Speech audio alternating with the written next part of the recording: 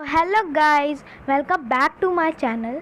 सो guys, आज हम लोग पढ़ने वाले हैं Directorate of Education University of Delhi की वर्कशीट नंबर 14, जिसका सब्जेक्ट है सोशल साइंस और ये क्लास 7th की वर्कशीट है।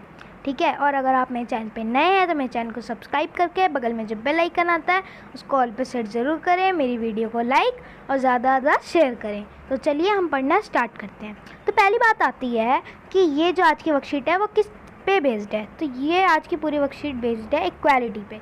ये सोशल साइंस का चैप्टर नंबर 1 है सिविक्स का, उसकी पे पूरी बेस्ड है। ठीक है, पहला आता है what is the first thought comes in your mind when you see the picture like these.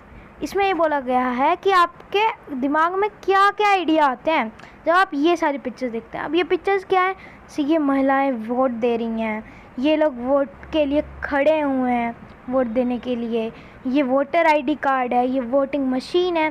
तो यही पूछा गया है कि इन पिक्चर्स को देख के आपके दिमाग में क्या क्या आइडियाज़ आते हैं। ठीक है, आप मेरे को कमेंट सेक्शन में भी ज़रूर बताना। ठीक है, in a democratic country like India, all adults irrespective of what religion they belong to, how much education they have had, what caste they are or whether they are rich or poor are allowed to vote। आज India जो है वो एक democratic country है, यानी कि खुली freedom country है। ठीक है, तो जो मैंने अभी तक यहाँ तक पढ़ा है आपका वोट तक यहाँ से, ठीक है, तो इसमें ये बताया गया है कि जो भी एडल्ट हैं, ठीक है, चाहे वो किसी भी रिलीजन के हों, चाहे वो उनकी कितनी भी एजुकेशन हो, वो कौन से कास्ट से बिलोंग करते हों, और वो अगर रिच और पुअर हों, उनको राइट है कि वो वोट करें, राइट है, और वो अलाउडेड भी हैं। इसे ही कहते हैं यूनिवर्सल एडल्ट फ्रेंचाइज, जो होता है 18 ईयर्स और 18 ईयर्स से ज़्यादा के लिए। ठीक है, an idea of universal adult franchise is based on the idea of equality. जो यूनिवर्सल एडल्ट फ्रेंचाइज है वो किस आइडिया क्या है? ठीक है, इक्वालिटी का आइडिया है। इक्वालिटी यानी सबको समान तरीके से देखा जाए। ठीक, जब because it states that every adult in the country respective for their wealth communities और he she belong to has a one vote. ठीक है, सबको पूरी कंट्री में या फिर कहीं से भी जो एडल्ट है, चाहे उसके बाद वेल्थ कम्युनिटी किसी में हो, चाहे वो लड़का या लड़की हो, उसका एक वोट ज़रूर बनता है। ठीक है, अब आगे बढ़ते हैं।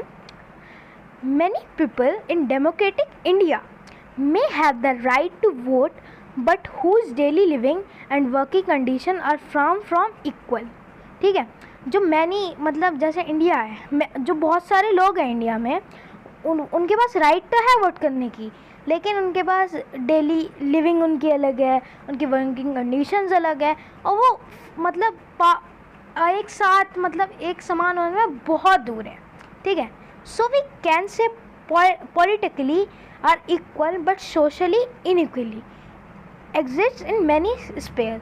मतलब हम पॉलिटिकली कहने के लिए तो इक्वल है, लेकिन हम सोशली इनइक्वालिटी है, हमारे इसमें इनइक्वालिटी है। ठीक है, the caste we are born into, the religion we practice, the class background we come from, whether we are male or female, these are often the things that are determined by people say are treated unequally। मतलब बहुत घरों में ऐसा होता है ना कि जैसे रिलीजन की प्रैक्टिस कराई जाती है, उनके क्लास बैकग्राउंड देखे जाते हैं, वो कहाँ से आए हैं देखे जाते हैं। ठीक है, वो मेल फीमेल क्या है वो देखा जाता है, और इन सभी को चीज़ को ना इक्वली बोलते हैं, अनइक्वली बोलते हैं। ठीक है, जब आप किसी एक को राइट नहीं दोगे वो चीज़ करने की, या उसको सम्मान नहीं दोगे तो वो इनइक्वली कहा जाता है।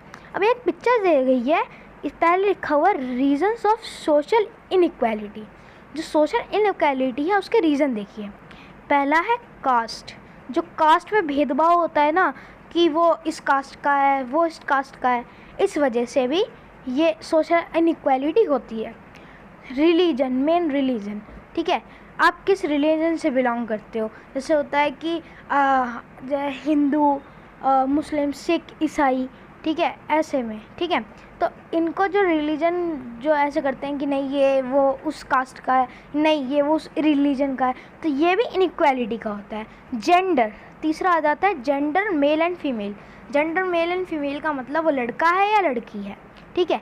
इकोनॉमिक स्टेटस, इकोनॉमिक स्टेटस मतलब वो रिच है या पुअर है, वो अमीर है या गरीब है, ये भी एक बहुत बड़ा कारण है इनइक्वालिटी का, ठीक है। अब एक ये यहाँ पे पिक्चर दी गई है, when are person treated inequally their dignity is violated. जब पर्सन को अनइक्वली वो किया अनइक्वल माना जाता है, ट्रीटेड करते हैं अनइक्वली, तो उसकी डिग्निटी वायलेटेड होती है, मतलब उसको बुरा लगता है बहुत ज़्यादा। Everyone deserve the same respect and dignity, ठीक है। सभी को सब डिज़र्व करते हैं कि उनको सेम रिस्पेक्ट मिले और वैसी ही डिग्निटी मिले, ठीक है। अब नीचे पढ़ते हैं, एक फिल्म के बारे में दिखाया गया है, वो पढ़ते हैं। तो इन 1975 दीवार, a boy who works as a shoe shine refused to pick up a coin throw at him.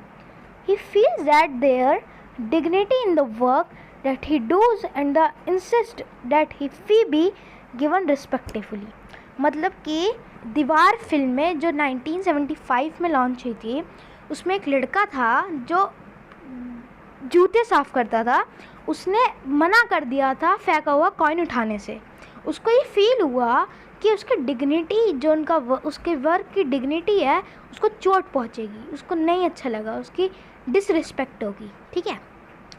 अब बात आ जाती है इन ये कुछ वोकैब्स टाइप के आपको दे रखे हैं, मीन्स वर्ड मीनिंग, वो आपको ये वो मैं आपको बता देता हूँ क्या क्या है ये। तो पहला आता है एडल्ट। एडल्ट क्या होते हैं?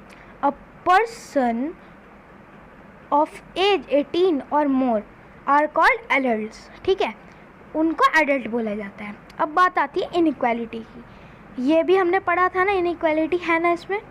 The state of being equal specially in the status rights और the opportunity is called inequality, ठीक है। मतलब कि जितने भी इक्वल रहने का, चाहे वो किसी भी तरीके, चाहे वो स्टेट से हो, चाहे वो राइट से हो, चाहे वो अपॉर्चुनिटी से हो, वो उसको कहते हैं इक्वालिटी। अब बात आ जाती है डिग्निटी की। This refers to the thinking of one self and the other person as worthy and respect. Dignity मतलब कि जो बंदा वो सोचता है, सामने वाला एक बंदा, कि दूसरे पर्सन उसकी रिस्पेक्ट कर रहे हैं या फिर उसका आदर कर रहे हैं, इसके लिए, ठीक है। बात आ जाती है डेमोक्रेटिक की। तो a government in which the supreme power is vested in the people and exercise by them directly और indirectly through a system representation usually involving periodically held free education election.